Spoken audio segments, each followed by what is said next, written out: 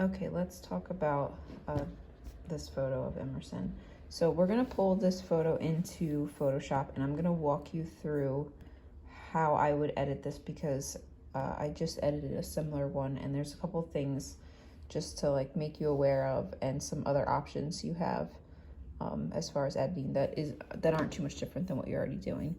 Okay, so we're in Photoshop. Let me just get rid of some of these. Okay, so first thing I'm gonna do here is, like I normally would, is run the clarify action on it. Can leave that at 41, and then I'm gonna run the selective color. Now, that's like super strong, so let me drag off this thingy. So one thing you have to kind of be careful with the selective color is it's pulling out a lot of orange, and so sometimes it can make hair look red that's not really red, and so if it does that, just pull it down a little bit extra. So I'm gonna pull this down. So one of the things that kind of annoys me on the wood background is it gives off a little bit of an orangey color anyways.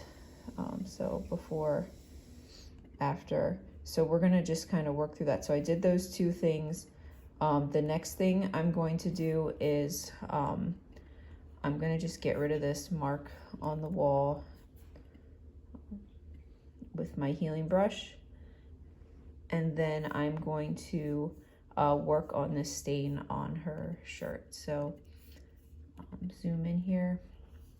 So she has carrot on her shirt, and this is probably a better example to teach you about the clone stamp than the last one. So I'm gonna hit Command J, and then I'm going to hit my clone stamp, and what I'm gonna do is I'm going to try to kind of recreate this. So I'm going to hit the Option key, and I'm going to sample some other part of the outfit, and then I'm just gonna bring it over here and see.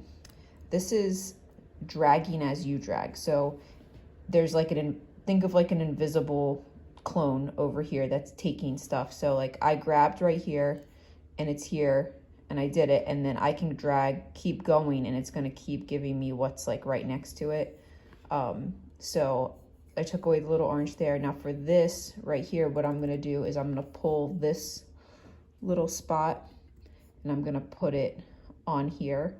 And then I'm just gonna keep going up a little bit, over a little bit, down a little bit. I'm not hitting any keys. It's just naturally selecting that. And so then I was able to clone out the carrot stain on her outfit. So before and after. Okay, so a lot of times, I'm gonna flatten that. A lot of times with this wood backdrop, I'm gonna burn the edges of the photo to kind of just draw your attention into like her face, and also kind of hide some of the orange. So I'm going to turn my dodge tool back into burn. I'm going to make sure I'm working in a layer here. I'm going to do really big circle, and I'm going to just like color the edges a little bit.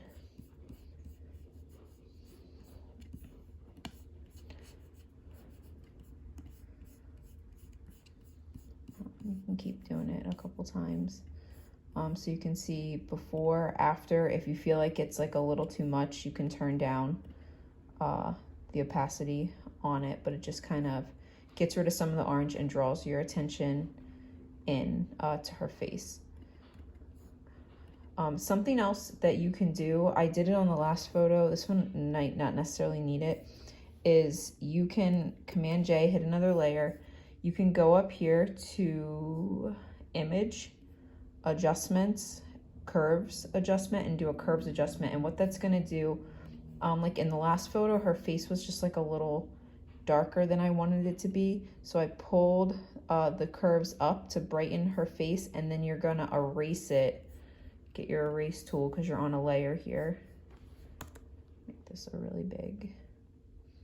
And then I would just erase it around everything but her skin. And you don't have to do it like perfectly. It's not so pulled up that it's going to be obvious. If the hardness of this brush is actually pretty high, but if you just turn it down, this is only erasing at a 42%. I'm going to change it to 100. and just erase the curves adjustment I put on everything but her skin, so her skin really pops. And if that feels too bright, I can turn it down a little bit. Okay, I'm gonna flatten that. Then I'm going to zoom in.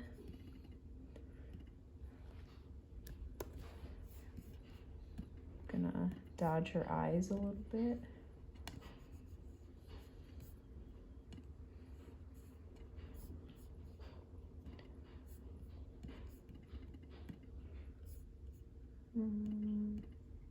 It's not too bad. And there you go. So I could go through and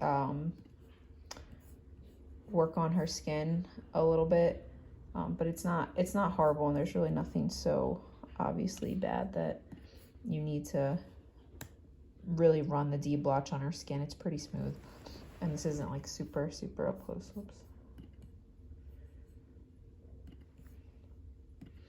I meant to heal that. Okay, so there you go, all finished. You could go through and burn this one more time, the edges, and just so like she really pops off of it. Okay, so I'm gonna hit save, and it should just pop right back in to my Lightroom. There you go, mark it as a 5. So before and after.